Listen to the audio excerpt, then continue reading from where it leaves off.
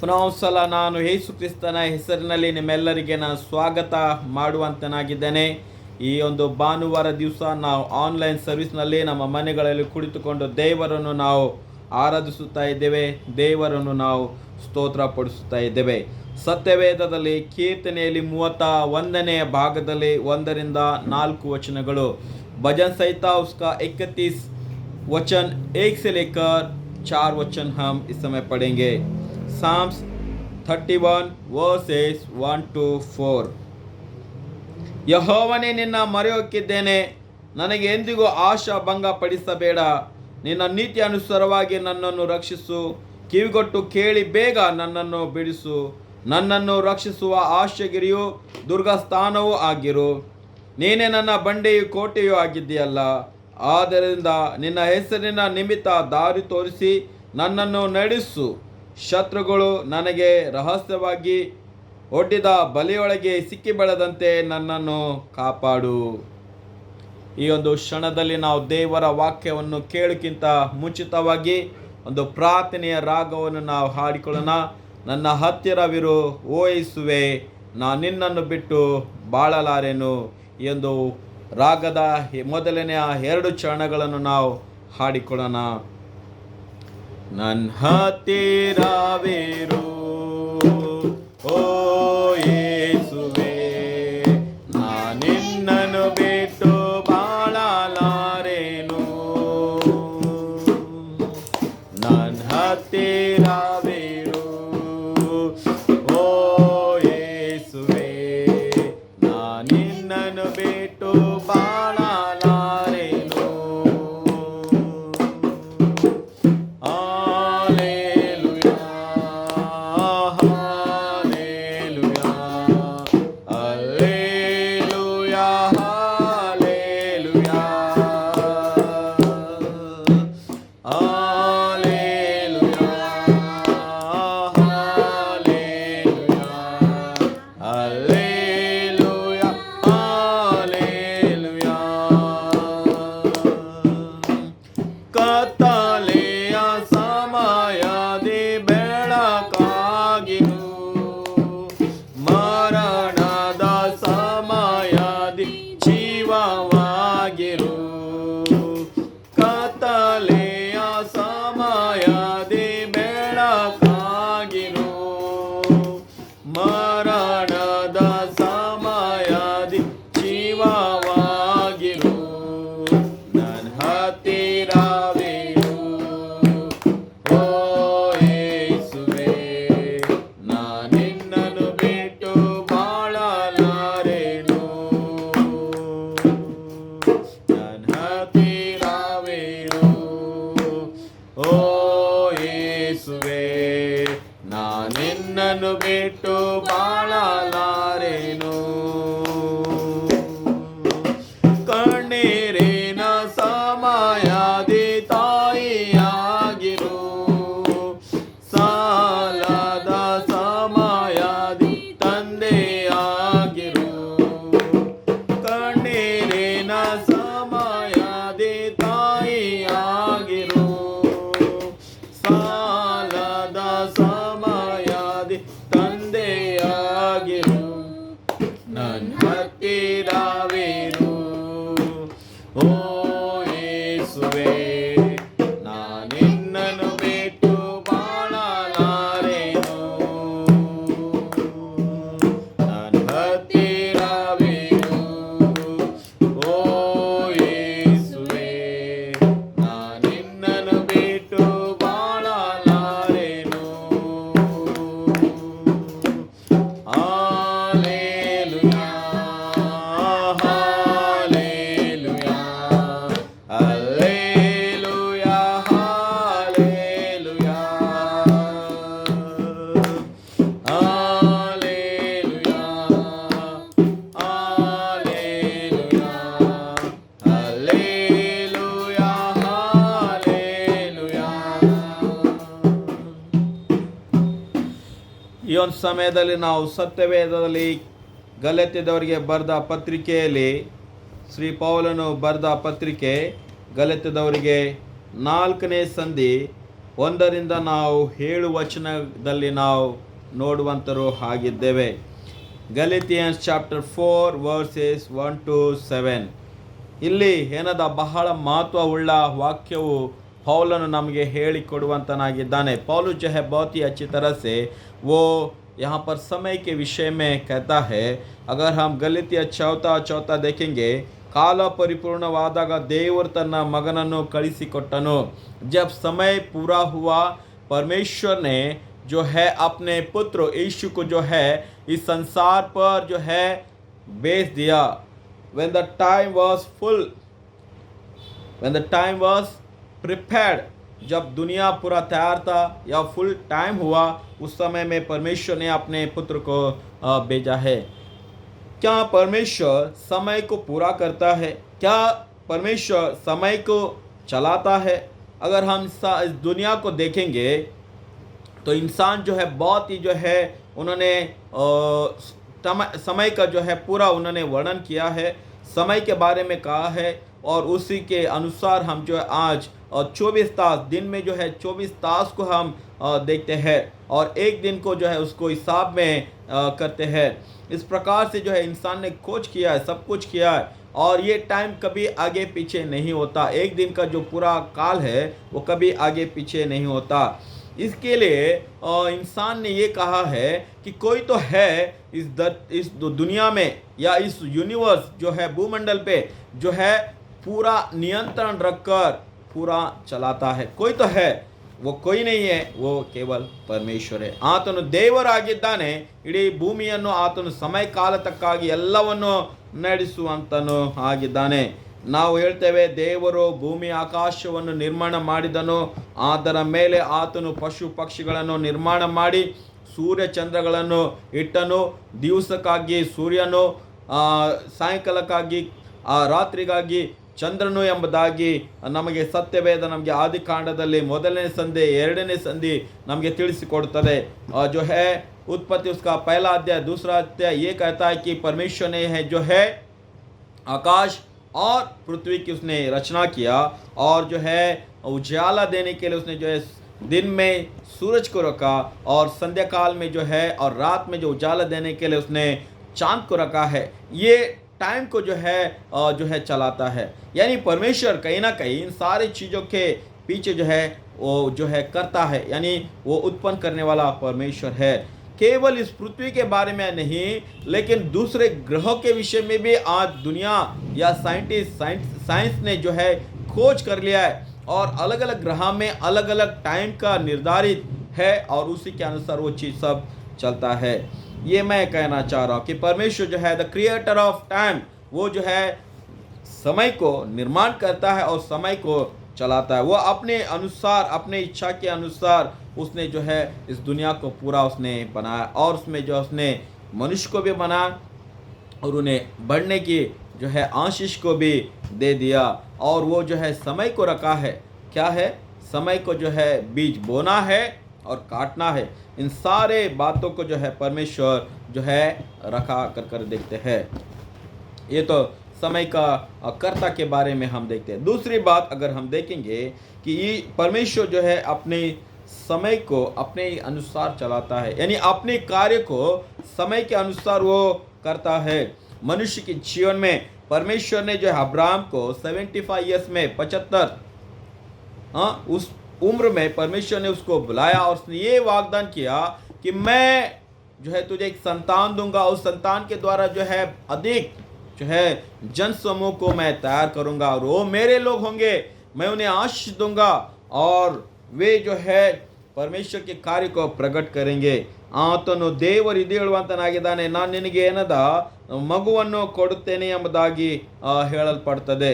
ಅದಾದ್ಮೇಲೆ ನಾವು ನೋಡ್ತೇವೆ ದೇವರು ಯಾರನ್ನು ಆರಿಸಿಕೊಂಡನೆಂದರೆ मोशेಯನ್ನು ಆತನು ಆರಿಸಿಕೊಂಡ.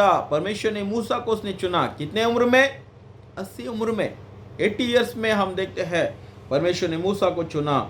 ये सारी बातें अगर हम देखेंगे तो परमेश्वर का एक काल है, समय है जहाँ लोगों के चुनने के बारे में और उनको वाग्दान करके जो है प्रॉमिस कर उनके जीवन में कार्य करना, ये भी हम देखते हैं. इज़राइली लोग जो है बहुत सारे वर्ष जो है वे इजिप्ट में रहकर गुलाम बन गए. फरो के अधीन रहे, वहाँ के इस कष्ट को उन्होंने सहा। देखते हैं वे ईंटें बनाते थे और उनको जो है इतना संकट दिया गया कि वो अधिक ना बढ़ सके। उनका पुकार परमेश्वर ने जो है सही समय पर उसने सुना और सुनकर जो है उसने मूसा को भी चुनकर कहा कि तू जा मेरे लिए उन लोगों से तो बातें कर। दाऊद राजा के विषय में अगर कहेंगे तो वहाँ पर हम देखते हैं परमेश्वर ने दाऊद राजा को सही समय पर चुना, जब सौल परमेश्वर के बातों के अनुसार नहीं चल रहा था और वो अपने अनुसार वो चलने लगा, तब परमेश्वर ने दाऊद राजा को तैयार किया और उसका अभिषेक जो है शमूएल के द्वारा हुआ। इन सारे बातों में हम देखते हैं परमेश्वर जो है अपनी कार्य को समय के अनुसार अपने लोगों के जीवन में वो करता है। यशायाह जैसे उसने कहा उसी समय परमेश्वर ने अपने कार्य को नहीं किया, उसने जो कार्य किया समय के अनुसार 600 साल के बाद में परमेश्वर ने जो है अपने पुत्र जो है यीशु को जो है इस धरती पर उसने भेजा। और ये बात कौन कहता है? पौलुस कहता है। गलातियों उसका 4 अध्याय का 4 वचन हम देखते हैं। वो कहता है कि जब टाइम फुलफिल हुआ, पूरा तैयार हुआ था, उस समय में यीशु को परमेश्वर ने भेजा है। और ये पौलुस कब कहता है? यीशु मसीह जो है स्वर्गरोहण होता है, उसके बाद में पौलुस सेवकाई में आता है और वो कहता है कि जो परमेश्वर ने काम किया है, कार्य किया है, यीशु आना, वो सब कुछ जो है समय के अनुसार हुआ है। क्या समय के अनुसार हुआ? उन दिनों में देखते हैं रोम साम्राज्य जो है पूरा दुनिया को जो है कंट्रोल किया करता था, अपनी हुकूमत को जो है अपने नियम को जो है वहाँ पर चलाते थे। वहाँ पर जो सड़कें बने हुए थे, लोग व्यापार कर सकते थे और जो है देखते हैं कि वे पोस्टल पत्र के द्वारा सूचना एक जगह से दूसरी जगह पर भेजा कर सकते थे। चोरी डाको करना, इन सभी को जो है नियंत्रण में रखा गया था और स्मूथली जो चलने वाली दुनिया में परमेश्वर ने अपने पुत्र को भेजा। मतलब परमेश्वर अपने पुत्र को भेजने से पहले इन सारे जो पृथ्वी के कार्य को उसने सही तरह से उसने तैयार कर कर रखा। ये बात पौलुस कहता है, ಕಾಲ ಪರಿಪೂರ್ಣವಾದಾಗ देवरु तन्ना मगनನ್ನು कಳಿಸಿಕೊಟ್ಟನು। जब समय पूरा हुआ, परमेश्वर ने अपने पुत्र को जो है इस धरती पर बेचा, मतलब यहाँ पर दुनिया में भेजा कर हम देखते हैं। ये सब बातों को हम देखेंगे तो परमेश्वर जो है काल को यानी निर्णय करता है और उस अपने कार्य को भी करता है। यूहन्ना उसका 5वां अध्याय का 5वां वचन अगर यहाँ पर देखेंगे, एक व्यक्ति के बारे में लिखा कि सिलो के खुंड के यहाँ पर 38 साल से एक व्यक्ति जो है लाचार होकर, बीमारी होकर वो पड़ा है और सिलो कुंड में उतारने के प्रयास बहुत कर रहा है लेकिन नहीं उतर पा रहा है। 38 साल, the 38 years he was waiting for the pond to be shake। वहाँ पर देखते हैं इन सारे यहाँ पर यीशु आकर ये कहता है, क्या तू चंगा होना चाहता है, भला होना चाहता है? तब वो कहता है कि मुझे कोई उतारने वाला नहीं है। यानी यीशु कहता है कि तू चंगा हो तो अपने बिस्तर को ले और चल फिर। और उसने यीशु जो है उसको स्वस्थ किया। देखते हैं ये सारे बातें क्यों था? क्योंकि एक वचन यहाँ पर लिखा है कि ये परमेश्वर की महिमा के लिए। इसने कहा कि अब से तू जो है पाप ना कर, और उसने जो है 38 साल से रहने वाले व्यक्ति को उसने चंगा किया कर देखते हैं। और इसीलिए जो है सोलोमन राजा भी इस विषय के बारे में कहता है और जो है सबोपदेशक उसका जो है 3रा अध्याय 1 से लेकर 8 वचन के बारे में पढ़ेंगे। ಪ್ರಸಂಗ 3:1 8 ವಚನಗಳನ್ನು ನಾವು ನೋಡುವಾಗ ಆತನು ಇದು ಹೇಳ್ತಾನೆ, ಪ್ರತಿಯೊಂದಕ್ಕೂ ಕಾಲ ಇದೆ।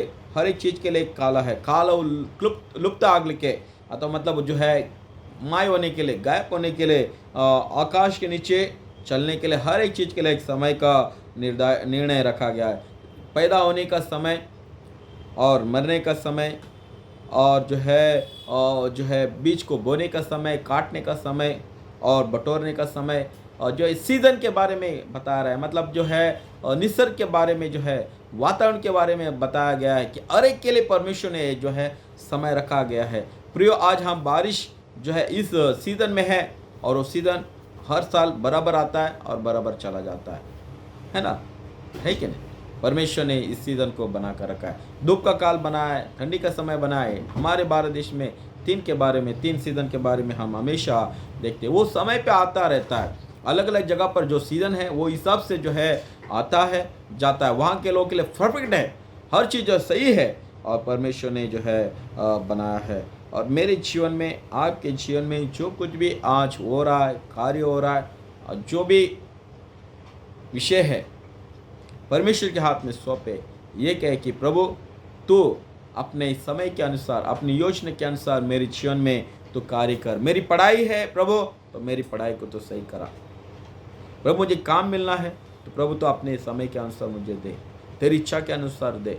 प्रभु मेरे परिवार में जो है संतान होने पाए, तो प्रभु जो है वो देता है, वो समय के अनुसार देता है, वो अपने मर्जी के अनुसार वो देता है।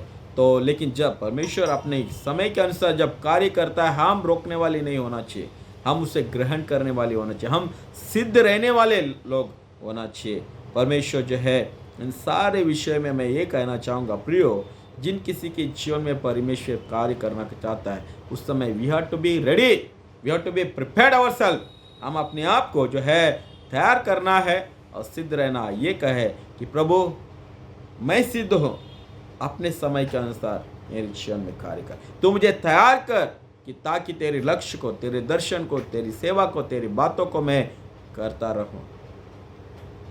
कभी कभार जो है क्या होता है, इंसान अगर एक मूर्ति को तैयार कर रहा है, उसका आखिरी रूप जब देना है, अगर दूसरा कलाकार आकर उसको अगर बिगाड़ दे, जो पहला कलाकार जिसने बनाया उसको बहुत ही परिश्रम होता है, संकट होता है कि जो बिगड़े हुई चीज़ को फिर से उसी रूप में लाने के लिए। वैसे हमारा जीवन है, जब परमेश्वर हमको सही समय में तैयार करते चलाता है, उसको कभी बिगड़ने ना दे, नहीं तो फिर से उस रूप को हमको तैयार करने के लिए फिर समय आगे जाएगा और अधिक समय लेगा। प्रियो, अपने जीवन को अपने परमेश्वर की इच्छा के अनुसार, परमेश्वर के समय के अनुसार, परमेश्वर के निर्णय के अनुसार, परमेश्वर के वाग्दान के अनुसार, परमेश्वर के वचन के अनुसार चलना बहुत ही ज़रूरी है। तब जाकर हम उसके कार्य को सदा अपने जीवन में देखेंगे। प्रभु इस वचन के द्वारा हम सभी को आशीष दे। हम प्रार्थನೆ करें। ಈ ಸಮಯದಲ್ಲಿ ನಾವು ನಮ್ಮ ತಲೆ ಬಾಗಿಸಿಕೊಂಡು ನಾವು ಪ್ರಾರ್ಥನೆ ಮಾಡೋಣ। ಕೃಪಾಳು ದೇವರೇ, ಈ ಒಂದು ಕ್ಷಣದಲ್ಲಿ ಸ್ವಾಮಿ ನಾವು ನಿನಗೆ ಸ್ತೋತ್ರ ವಂದನೆ ಹೇಳ್ತಾ ಇದ್ದೇವೆ। ನಿನ್ನ ಕಾಲವು ಸ್ವಾಮಿ ಸರಿಯಾಗಿರುವಂಥ ಮಾತುಗಳಾಗಲ್ಪಟ್ಟಿದೆ। ನೀನು ಮಾಡುವಂಥದ್ದು ಸ್ವಾಮಿ ನಾವೆಂದಿಗೂ ಯಾಕೆ ಆಯಿತು, ಇದೇ ಸಮಯದಲ್ಲಿ ಯಾಕೆ ತಡವಾಯಿತು ಎಂಬುದಾಗಿ ನಾವು ಕೇಳಲಿಕ್ಕೆ ಸಾಧ್ಯವಿಲ್ಲ। ಅದೆಲ್ಲವೂ ನಿನ್ನ ಕಡೆಯಿಂದ ಸ್ವಾಮಿ ಆಗಲ್ಪಡ್ತದೆ। ನಾವು ಪ್ರಾರ್ಥನೆ ಮಾಡ್ತೀವಿ, ನಮ್ಮ ಜೀವಿತದಲ್ಲಿ ಕರ್ತನೇ, ನಮ್ಮ ಸಭೆಯಲ್ಲಿ, ನಮ್ಮ ಸಭಿಕರಲ್ಲಿ ಯಾವುದೇ ಕಷ್ಟಗಳಿದ್ದರೂ ಸಹ ನಾವು ಪ್ರಾರ್ಥನೆ ಮಾಡ್ತೀವಿ ಸ್ವಾಮಿ, ಅದನ್ನು ನೀನು ತೀರಿಸು। ನಿನ್ನ ಕಾಲತಕ್ಕಾಗಿ ನಾವು ಅವರ ಕುಟುಂಬದಲ್ಲಿ ಒಳ್ಳೆಯದನ್ನು ಮಾಡು ಎಂಬುದಾಗಿ ಎನ್ನಲ್ಲಿ ಬೇಡ್ತಾ ಇದ್ದೇವೆ। ನಮ್ಮ ಜೀವಿತದಲ್ಲಿ ಕಾಲತಕ್ಕಾಗಿ ನಾವು ಸ್ವಾಮಿ ವಿದ್ಯಾಭ್ಯಾಸ ಆಗಲಿ, ಮದುವೆಗಳಾಗಲಿ ಸ್ವಾಮಿ, ನಮ್ಮ ಜೀವಿತದಲ್ಲಿ ಆಲೋಚನೆಗಳನ್ನು ಮಾಡುವುದಾಗಲಿ ಅದೆಲ್ಲವೂ ಸರಿತಕ್ಕಾಗಿ ಆಗಲಿ ಎಂಬುದಾಗಿ ಎನ್ನಲ್ಲಿ ನಾವು ಬೇಡ್ತಾ ಇದ್ದೇವೆ ಸ್ವಾಮಿ। ನಾವು ರೂಪಿಸಿಕೊಂಡು ನಾವು ನಿನ್ನ ಹಸ್ತದಲ್ಲಿ ನಡೆಯಲಿಕ್ಕೆ ನಿನ್ನ ಕೃಪೆ, ನಿನ್ನ ಸಹಾಯ, ನಿನ್ನ ಆತ್ಮನ ಬಲ ಸತತವಾಗಿ ನೀಡಿ ಎಂಬುದಾಗಿ ಪ್ರಾರ್ಥನೆ ನಾವು ಯೇಸುವಿನ ಪರಿಶುದ್ಧ ನಾಮದಲ್ಲಿ ನಾವು ಬೇಡ್ತೇವೆ, ಆಮೇನ್।